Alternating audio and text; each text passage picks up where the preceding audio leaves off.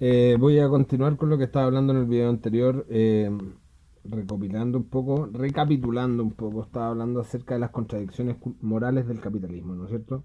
Donde una generación muy sufrida, como podría ser la generación española posterior a la guerra civil, donde se genera una mentalidad de ahorro, de trabajo duro, de esfuerzo, porque conocieron el hambre, porque conocieron penurias realmente graves, digamos que están al borde de la pobreza extrema, de la inanición, digamos, de la falta de alimento, que es la verdadera pobreza, y qué sé yo, la falta de vestimenta, la falta de techo.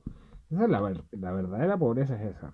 Ahora, una vez resuelto esos problemas, a las generaciones siguientes existe una comprensible y entendible visión de los padres de que los hijos no pasen lo que yo he pasado, ¿no es cierto? Como la típica frase. Y en cierta medida van malcriando, no tanto en la primera generación posterior a esa, sí, pero sí en dos generaciones después. Entonces, la juventud que disfruta de las mieles de ese capitalismo, en el fondo de la capacidad de consumo, pierde la noción de qué es lo que construye realmente una sociedad próspera y se transforma de una sociedad capitalista a una sociedad consumista, en el sentido de que la gente deja de pensar en términos económicos de manera racional, de manera valorando, no sé, cosas, virtudes que son propias del capitalismo, como el ahorro, el esfuerzo, trabajo duro, ¿no es cierto?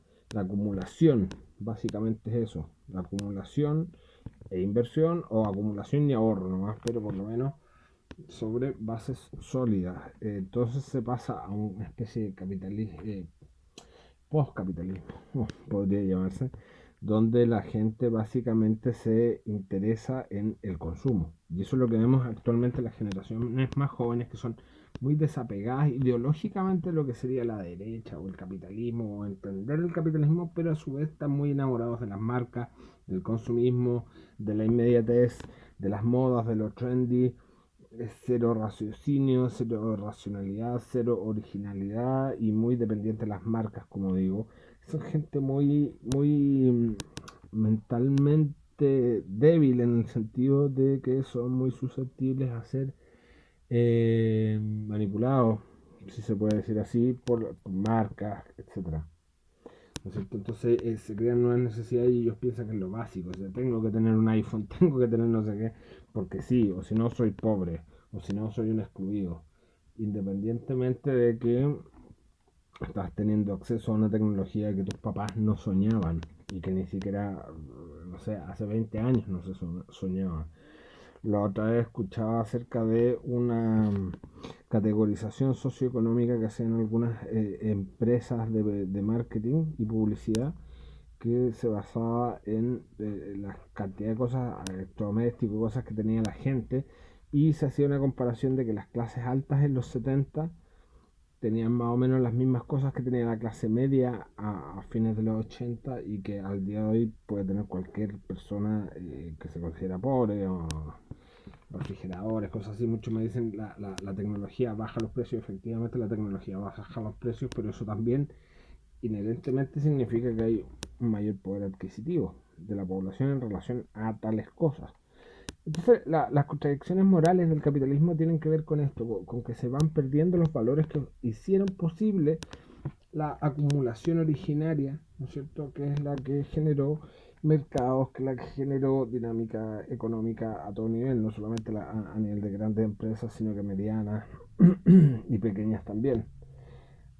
Obviamente hay gente que no pierde esto, pero el grueso de la sociedad se lo pierde, y particularmente las clases altas, que son las más mimadas, por decirlo así, por parte de sus padres, etcétera.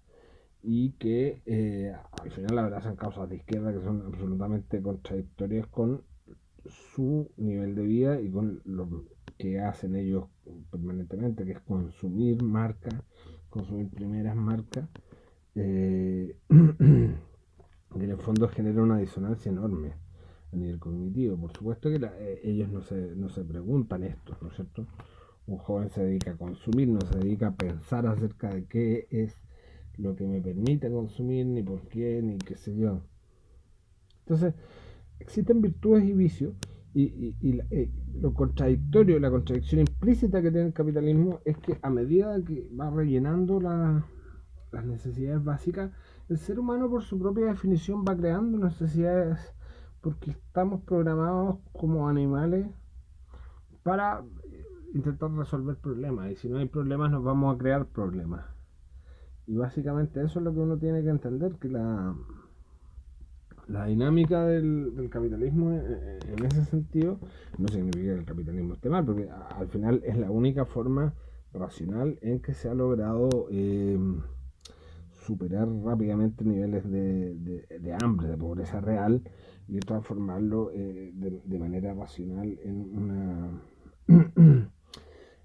una maquinaria, digamos, a nivel social que funciona y que funciona rapidísimo y que funciona muy bien, y que una asignación de recursos rapidísima, perfecta, digamos, el sistema de precios, etcétera. Entonces voy a estar ahondando un poco en este tema porque a medida que más voy hablando se abren más y más posibilidades, y uno termina yéndose un poco de la línea original de lo que iba a ser este video. Porque claro, cada cosa que uno dice va a tener que explicarla, y eso es larguísimo de hacer. Entonces, básicamente eso. El, el, el escritor que ha ahondado más en este tema se llama Daniel Bell, un escritor norteamericano que escribió justamente el libro Contradicciones Morales del Capitalismo, y que es muy interesante, donde él hace una recopilación y de ejemplos acerca de cómo en la cultura de Estados Unidos, por ejemplo, se ha perdido todo lo que se consideraba virtud del capitalismo, como digo, ahorro, esfuerzo, trabajo duro, y en cambio se ha ido reemplazando por una inmediatez, un consumismo voraz y una falta de criterio a mediano y largo plazo. Muchas gracias.